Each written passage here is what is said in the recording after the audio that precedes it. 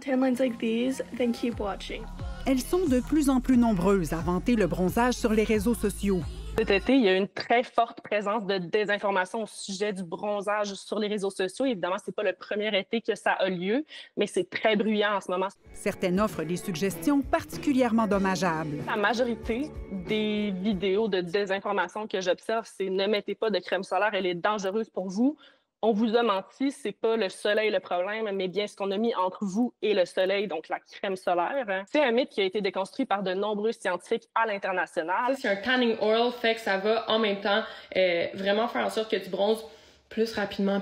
D'autres, comme Elisabeth Rioux, conseillent d'appliquer de l'huile après la crème solaire. Le problème avec ce conseil, c'est qu'on vient vraiment perturber la couche protectrice uniforme de protection solaire quand on applique une huile par-dessus la crème solaire.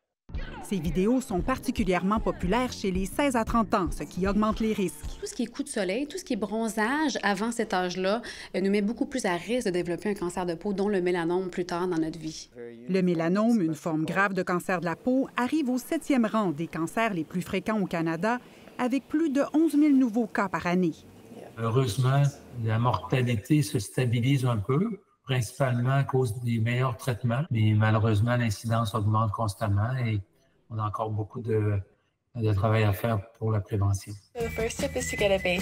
Bronzer progressivement et éviter les coups de soleil n'est pas une bonne protection.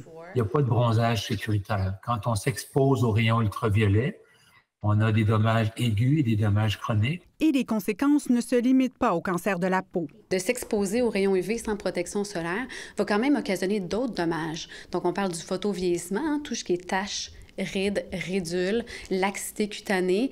Donc, si ce n'est pas des cellules précancéreuses ou des cancers de peau, bien, ça peut être quand même tout l'autre spectre qui est le photovieillissement qu'on ne veut pas. Skin damage is real, okay? We're not doing that. Les dermatologues suggèrent aux jeunes de plutôt opter pour l'autobronzant. Ici Marie-Claude Morin, Radio-Canada, Montréal.